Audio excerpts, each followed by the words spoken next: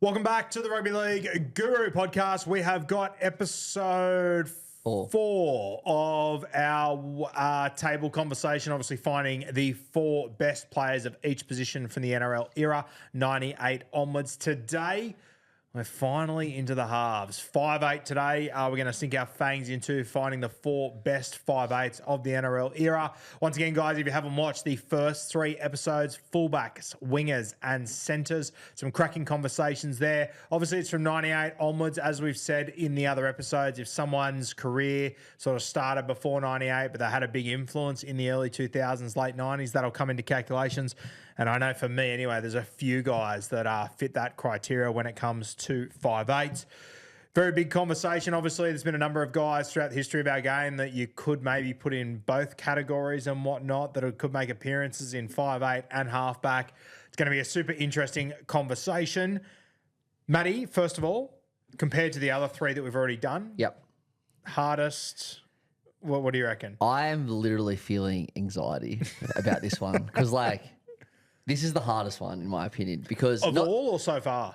I think of all, because there's one other position, I won't mention it, but there's one other position where I'm struggling because there's so many guys on the same level, but the level isn't necessarily the elite level, whereas this, I'm struggling to leave one person out, and I'm going to have to, but I'm keen to see what yours is. Yeah, the way that you're talking and fretting, it makes me wonder if I've forgotten someone or left someone off my list. So let's get into it. I'm going to nominate. Did I nominate first last time, or did you? I think we're going to have the same top two anyway. So. Yeah, well, my first nomination, I had him at one, was Brad Fitler. Yeah, Fitler, yeah. Freddie's number one for me. Obviously he's one of those guys that what he did before 1998, I think it has to matter because of his influence after 1998. Went to 4 grand finals in 5 years. Only came home with 1 premiership during that period, to be fair. Freddie, he was one of the best centres in the game, one of the best locks in the game, but 5'8" was where he did his best work, and I think there was a 5-year period where he was the best 5'8", and I don't think it was overly close in rugby league. Yeah, what he did for the Roosters, he changed that club. Yeah. And it wasn't just him, but he was the signing, and he still to this day, I believe, is the best signing in the club's history. I think we had a chat recently about if it's Teddy or maybe Teddy played better through his career, but I think Fitler is undoubtedly he changed the course of their history. Yeah, influence-wise, it's Freddie. Yeah, they were terrible before. Yeah, I think people that are a little bit younger than us wouldn't remember or wouldn't be aware. The Roosters you'd go there to retire. Yeah, it was a shit fight before Freddie and Gus arrived. Obviously coming over from the Panthers, so Freddie at number one. I can't hear any conversations for Freddie not being at the table. He's obviously my favourite player of all time, but I can't hear any conversations for him not being there, without a doubt. Growing up, it was Freddie and Joey and Lockie. Those were the three going up. I think he won Dally M 5'8" of the year 3 times, but he also won Dally M Lockie of the year, and he also won Dally M Centre of the Year. The Swiss Army knife. Oh, seriously, he's just unbelievable. The left foot step. There's that one compilation on YouTube to I Risk by Goo Goo Dolls, is that the song? Yeah, okay. Yeah, so you're well aware of that one. Yes. It's one of the 4 songs I know. yeah. What he did in the O2 Grand Final, what happened to him in the O2 Grand Final, where he basically got knocked out by Villasanti. He pretty much changed his life, I guess, because that early 2000s Roosters team, they were known for being the party team, but Freddie's party era, I'm sure he had a few here and there then, but his was at Penrith when he was the young guy coming through. He turned into a real leader at the Roosters. I remember he told me once, he had a bad year. He was rated the most overrated player by the fans, I think in 2000 or 2001, one of those years. Maybe 2001 would have been actually, because they missed the grand final that year.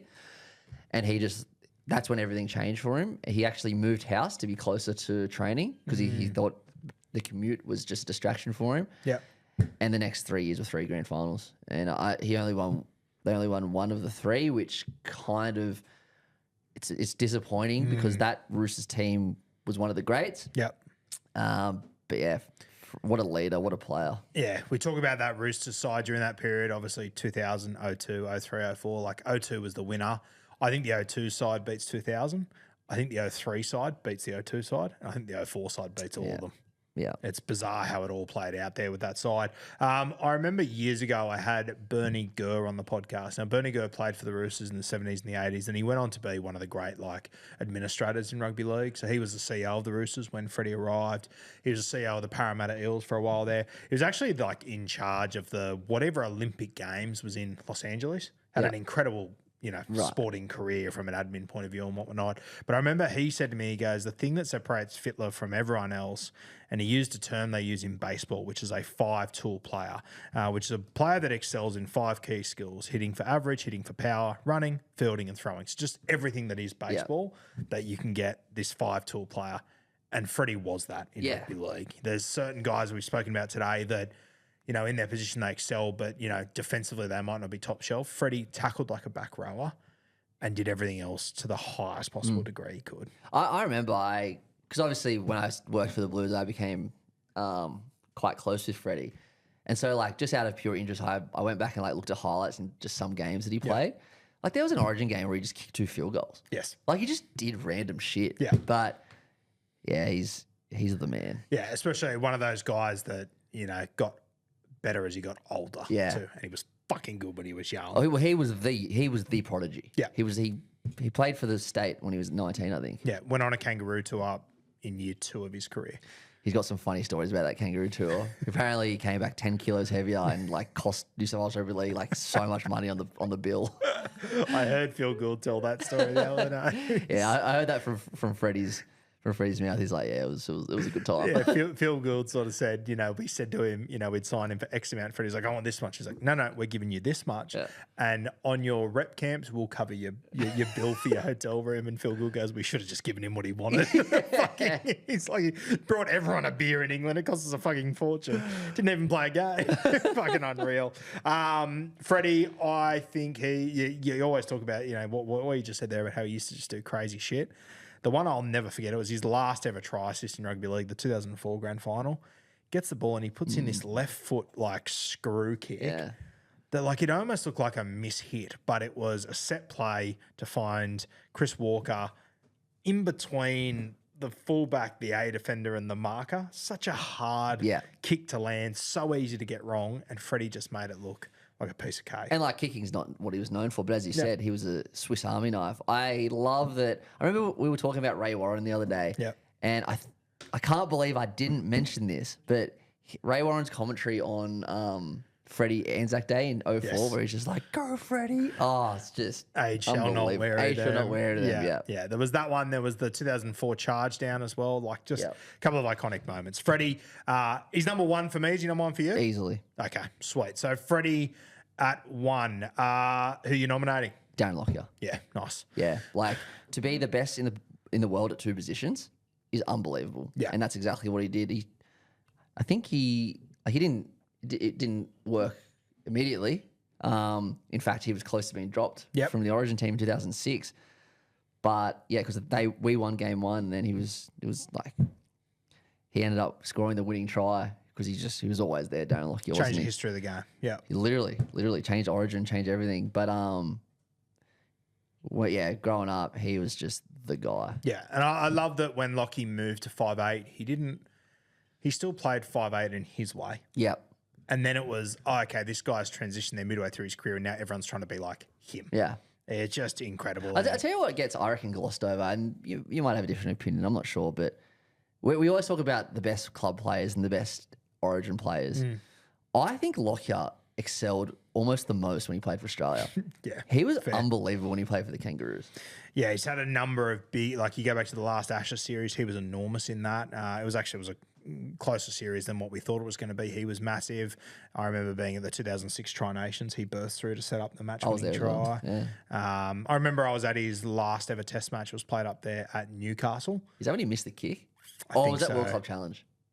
No, I think that was World Club Challenge. The one up in Newcastle, they smashed him. They gave it to him. Kevin Locke scored one of the greatest individual tries I've ever seen at a dummy half. It was wild. But yeah, Lockie, just a tremendous leader, transitioning to the position, not playing it in junior rep football in the start of his NRL career, and then just assuming the Kangaroos jersey at 5'8" after that. Absolute fucking freak. And I don't have him as one at fullback or 5'8". I've got him at 2 or 3 in both. But had he played a full career at either of them, I think he does go to He would have number been. one. Yeah. Yeah. He might have been. Definitely at 6, I reckon. Oh, mate, a fullback, I reckon he could have given it a nudge. shake. Yeah. A definite shake. Okay. He's also a Queenslander that I liked. Yeah, it's hard not to respect and like Lockyer. Yeah, like I got tickets to his what would have been his last game, but did he play? I don't think he played. Manly beat him in the prelim. I don't think he played. No, he didn't. Yeah, he was going to wear a headgear, but he couldn't do it. Yeah, Gerald Beale put a knee into his face the week before. Yeah, damn. But he kicked the field goal in that Dragons game at least. Yeah. Lockyer, incredible career. They are 1 and 2, Freddie and Lockyer. We've decided on Freddie at 1, Lockyer at 2. If you went the other way, I could actually hear the arguments. But 1 and 2 there. 3, I'm going to nominate third. Do you have a definitive 3? No. I think I have a 3 that I'm happy with. I think I would go JT here. Ah. Yeah. I had JT in halfback. I've got him in. Yeah. I didn't even think about JT. Yeah, I think JT is a 5'8". I understand in Clubland he did a lot of his best work in the 7 jersey, but he still had a tremendous seasons at 5'8". I just think in Origin, I know that Wally Lewis is generally considered the best Origin player ever. Mate, I find it very hard to go past Thurston. JT is the best Origin player that I've seen. He's the best I didn't see Wally Lewis. Yeah.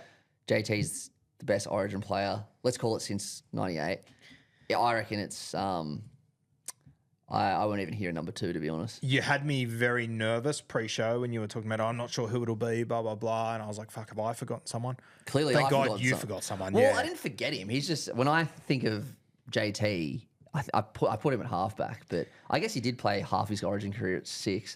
So, yeah, that's fair. Half? He would have played majority, wouldn't he? Because, I guess the first half would have been at halfback and then the second half at 5'8". Yeah, okay. I just, you look at even like Dally M, 5'8" of the year, 2012, 13 and 14, and, won the Golden Boot in 11 and 13 when he was playing 5'8". Obviously won a Clive Churchill medal and all that stuff when playing halfback. But, yeah, I just, for that middle part of his career where he played 5'8", he was incredible in Clubland, won a number of awards. And then for me, though, it is Origin. So when in Origin did he move to 5'8"? It would have been 2011, right? Oh, sorry, 2012.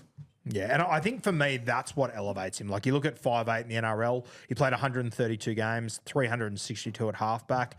But I just think what he did for Queensland, so Origin, 22 games at halfback, 21 at 5'8".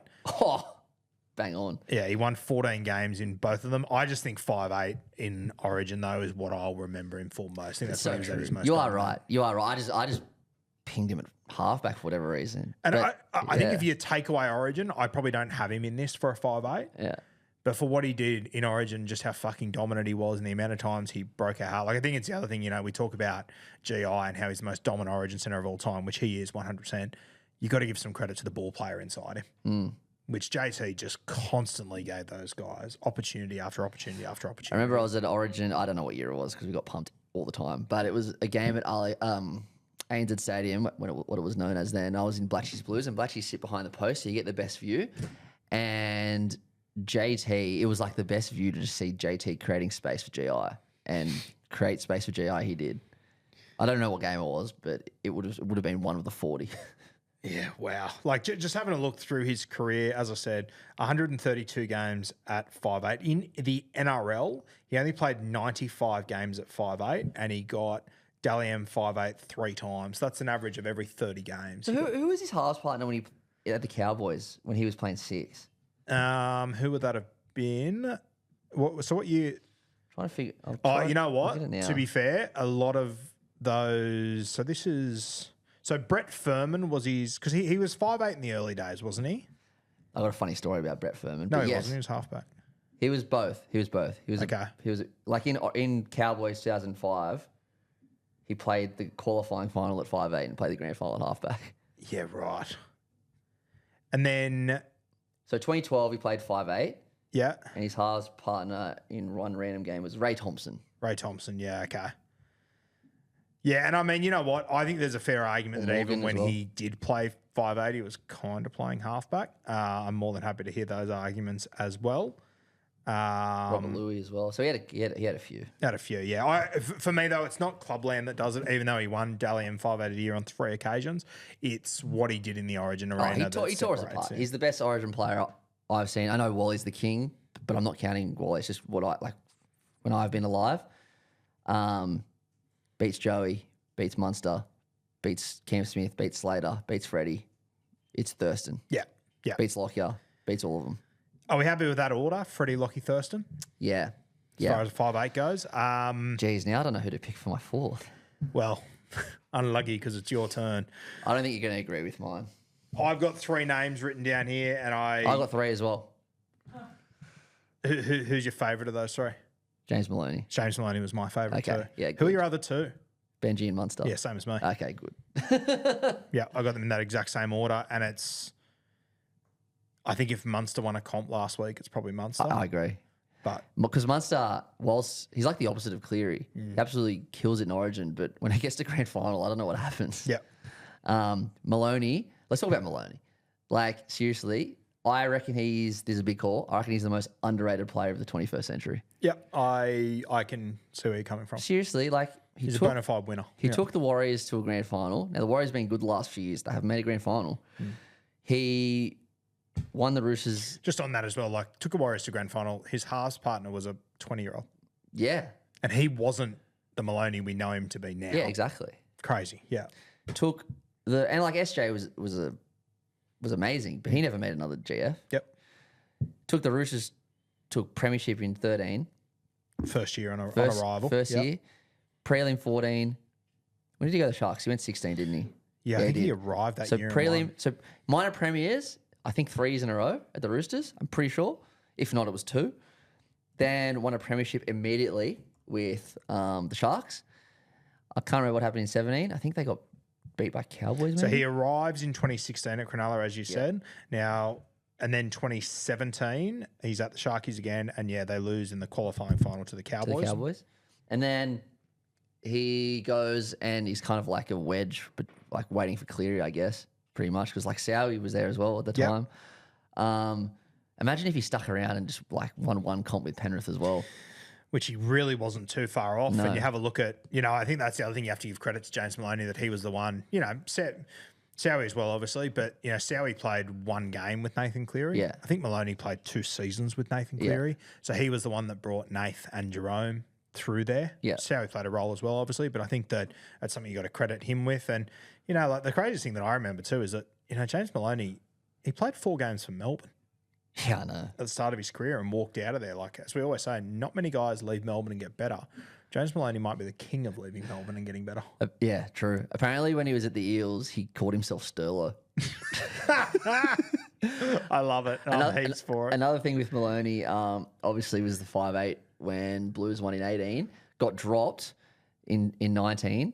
They brought him back for game 2, and what happened? Won again. Yeah, and he's just a winner. When you have a look at his Origin career, obviously got his first opportunity in 13. They won game 1. They lost the next 2 games. 2016, they lost the game 1 and game 2. He came, and then game 3 they won. So at the end of his first 2 series, he'd won 2 from 6 games.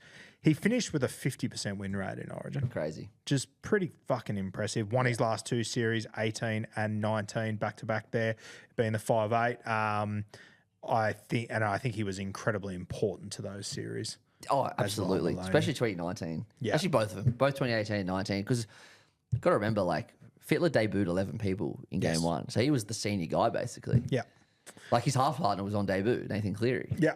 And, I think we kind of glossed over it a little bit there. And I think that we always talk about the Sharkies wouldn't have won without Ben Barber, which I agree, but there's not a fucking hope in hell they win without James Maloney. 100%, yeah. Like, I would actually argue James Maloney was the more important. Like, I think Barber was the X factor, but James Maloney was the winner. Yeah. He was the winner that arrived to that club. And, you go through the final series, like, Chad Townsend was getting hooked during finals. They scored that try off the scrum. Their halfback didn't even fucking know about it. Like, I'd almost argue that James Maloney was sort of the chief of that side. It's funny. We were talking the other day. I said we're in Bondi, and a discussion we had that we didn't really land on the answer to was who had the most important career at Cronulla out of Ennis, Maloney, and Barber, because they all had 2 years there. They all won the comp, and they were all phenomenal. I reckon like if you just do like Michael Ennis had like 25 try assists in 2015, the year before they won. I don't know, to be honest. I think the context of what Maloney's done throughout his career makes me think it was him, the influence that he had. I think the other thing with Maloney that is just crazy is that, you know, he's done all these things in his career, but I don't think he ever stayed at a club for more than 3 years. Yeah. And you talk to everyone that was at those clubs that just go, after the third year, that was enough, Jimmy. Yeah. That was just enough. We'd won enough and we just couldn't deal with it anymore. You could hear him, I remember in Origin camp, you could hear him from miles away. Like he played at the Warriors for 3 seasons, the Roosters 3 seasons, Cronulla 2, Penrith 2, and everywhere he went, you brought him because you wanted to win. Yeah.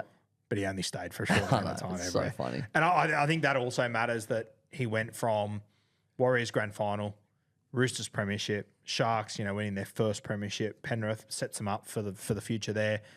Doing it at different clubs is enormous for me as well. 100%. Apparently, before the Sharks grand final, they had like the worst captain's run of all time. It was like the worst ever. Like everyone was dropping balls. It was bad. And everyone was like so somber after the session that they cut it early. And they're all in a huddle talking, and it's all like somber and serious. And then James Maloney just starts going, chugga, chugga, chugga, get on board the Maloney premiership train. He's the fucking king. Oh, he's so good. He's so good. I'm so glad you agreed with me on Maloney. I really wanted to put him on there. Yeah, look, I think if I'm completely honest, I think Munster would be my next one on there. Yeah. And then I'd probably have Benji. Benji, yeah. I love Benji. He's had an incredible influence on our game, but... Benji's had the most influence on our game. Yeah, that's fair. But I think at some point, what you actually achieve has to matter. Yeah.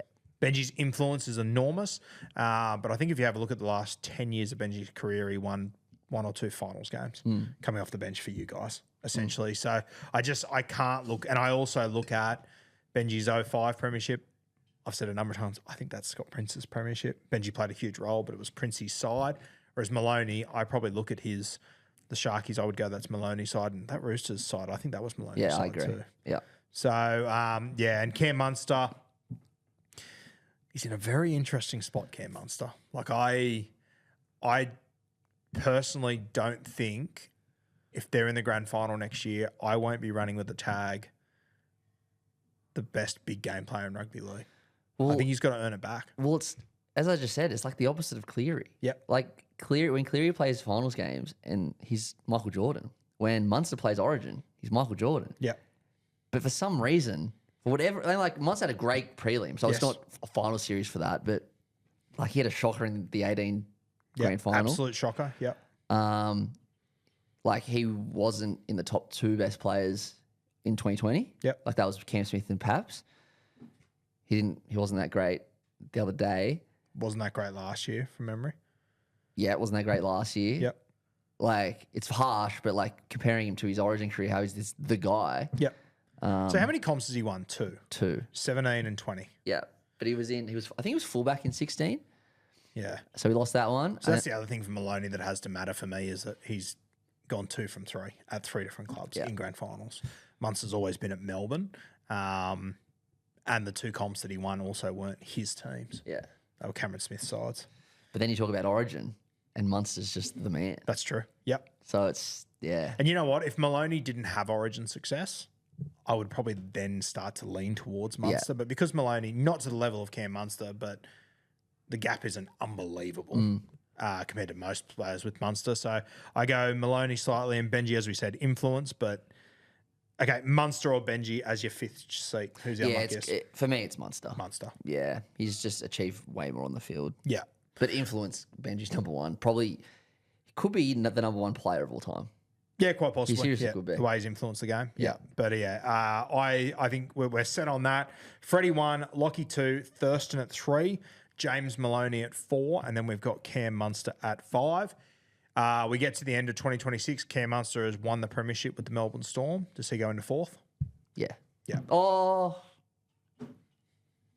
So he would have won 3 comps by then? Yeah. Yeah, probably. I think he probably puts him because of all the Origin stuff. And that'll be his side as well. Yeah, be his team. Yeah, I think so. So, yeah, very, very tight there. What about modern day player that you think is the best chance to get in there? Obviously, Cam Munster's the closest, but then after that? I've got 2. I think because Luai's won 4. So I think if he does anything with the Tigers, that'll elevate him straight in. Tough thing with Luai will be, even if he does do it with the Tigers, I think it's more than likely it'll probably be with him at halfback. Depending on how it plays out, I guess. Maybe it will be at 5'8", but... Maybe. Like, if Latu's playing... Yeah, maybe you're right, actually. Depends, yeah. That's the one. But I also think, realistically, if Samoa's going to win something, that'll be him at halfback, I think. So that'll matter. But Luai, I find very hard to leave off the list. Who else were you going to say? I think Dearden's on a good trajectory. Like, he's won 2 Queensland Players of the Years. He's been the Cowboys' best player the last few years. If Cowboys win a comp, I mean, I'm not saying that's going to be anytime soon, but I think he's on a good trajectory. I don't think he'll be on it, but I think it's an honourable mention. Do you think he stays at 5'8", though? Oh, that's a good point. That's the other thing. I don't think he does at the Cowboys, and I think that that's a good point. he probably will be a halfback for Queen, unless they go like Sam Walker and him. I think as a ball player, he's on the right trajectory, but I don't know. That's a good point. 7 and 6 will make it tough. Yeah. Trying to think of other 5'8" who would come into... Like, I think if South won in 21, you could throw up Cody. Yep. I think people underappreciate just how much Cody's done in a short amount of time. Ridiculous. That 5 years was just unbelievable. Yeah. And, mate, like, if it wasn't for injuries at the moment, when he's fit, he's mad. He's the best. Teams still can't handle him. Yeah. It's just about keeping him fit. Definitely. And, like, he's like 35. Like, yeah. He debuted at 26. I'm trying to think of other players in the comp that you could put into... There's probably no one else jumping out at me, realistically. Obviously, Ethan Strange has had a huge year this year. He's one that we'll watch over the next few seasons. Wouldn't surprise me if Strange ends up at centre at some point. Yeah, he could move positions too. But yeah, I think Luai is probably the best bet at the moment. Outside of Munster, obviously. Outside of Munster. But yeah, that... I'll tell you what else helps Luai if Penrith continue to not win. Yeah, that's true. Takes Luai a long way there. So, 5'8", really good conversation. Freddie at 1, Lockyer at 2, Thurston at 3, James Maloney at 4, Cameron Munster, the unluckiest to miss out there, closely followed by Benji Marshall. Obviously, Munster, we think he's the one that can jump in the quickest, closely followed by Jerome Luai, simply because of his achievements for the Penrith Panthers and what he could do for Samoa over the next few seasons. Anything else you want to throw in there? Man, what's his name? Jerome Luai's win percentage at the Panthers was 81%. Like, let's look at Cleary's just for... Cleary's is 70%. Yeah, wow. Because Luai really came in that. His influence can't be understated. Yep, no, it really can't be. I'll tell you who is the other one that we also need to put in that conversation. It's got to be Ezra Mann. Oh, yeah. I forgot about Ezra. Yeah, same. He's already got a Dally M 5'8" of the year. What he did in the grand final a few years ago was incredible. What I reckon he did he's been the second best player in a grand final twice. Yep, that's probably fair. So, yeah, I think Ezra deserves a definite shout there. I think your Cody Walker shout's a good one. Yep. I'm just looking through other guys that have won Dally M 5'8" of the year during this period. You got a Nasta. You've got Sowie, obviously. Todd Carney won it twice as well. One to consider. Todd Carney at his best was tremendous. But, yeah, I think Gareth Widdop was another one that was fucking good, but you couldn't put him in this conversation. I think... So, Cameron Munster, 3-time Dally M 5'8" of the year. So, I think if he can get that one more comp, his comp. He's probably in. I think it probably puts him in. I think if he can pick up a Clive before he retires, it definitely puts him in for me. All right, guys, thanks for joining us once again. Our table of 5'8", the 4 best of the NRL era. Freddie, Lockyer, Thurston, James Maloney, closely followed by Cameron Munster and Benji Marshall. Stay tuned. Over the next few days, we will have our halfback conversation, which is going to be an absolute cracker. I think we'll be pretty close here. I think it'll be the order. Oh, it's the order. The order is going to be a big conversation point. And I haven't pulled rank in the last 2 episodes, so brace yourself. I reckon we'll have a very similar 4 for halfbacks. It'll just be the order of how it plays out. And I'm keen to see who your 5th man sort of is as well, because I've got a bit of a spicy one there for us. So we'll see you in the next few days to go over our top 4 halfbacks of the NRL era.